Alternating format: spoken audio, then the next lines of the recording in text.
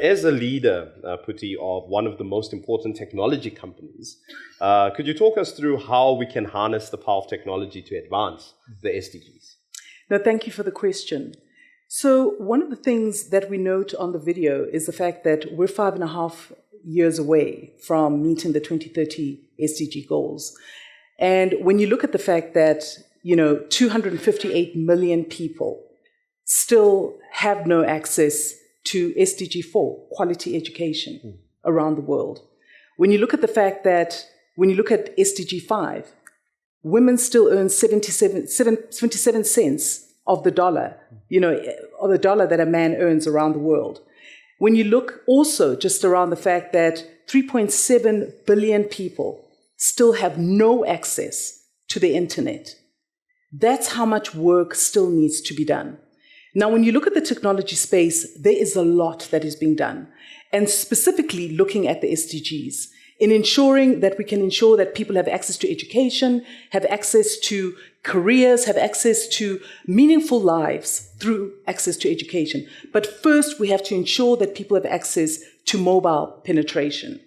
And I think when you look at the continent itself, it's clear that we still have significant challenges.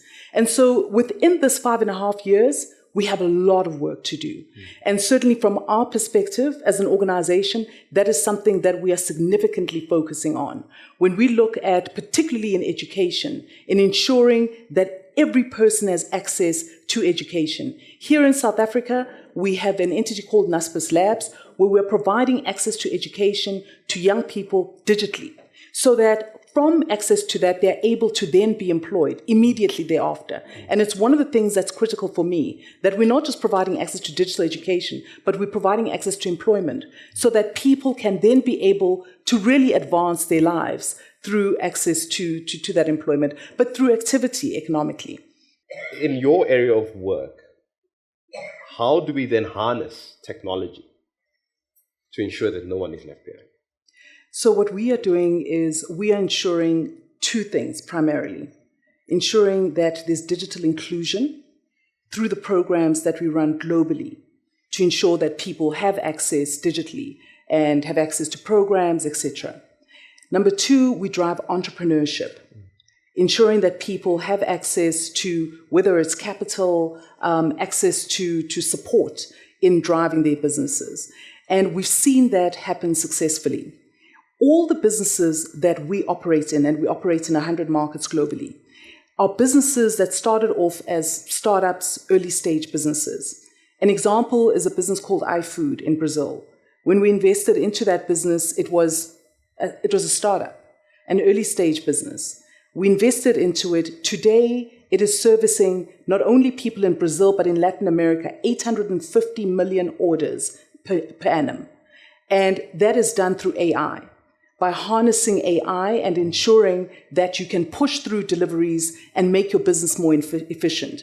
So ensuring that we have more people who are digitally enabled is not only good for us, it's good for society. And that is why for us it's important that we are ensuring that everybody is digitally enabled. And whether it's basic skills or advanced skills, we are taking young people, even from universities, and ensuring that they have digital skills, because we require these digital skills. We're a digital importer of skills. And so we need to ensure that we have more people available with the skills required. And so we are ensuring that through digital education, but also through ensuring that through entrepreneurship that we are creating the opportunities. In terms of getting to those goals in 2030, for you, what is the major priority that we need to prioritize?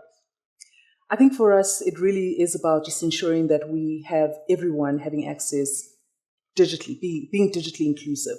That is the critical issue for us. And also working closely with the United Nations, ensuring that we can, harness all of our work in doing things the right way and leaving no one behind.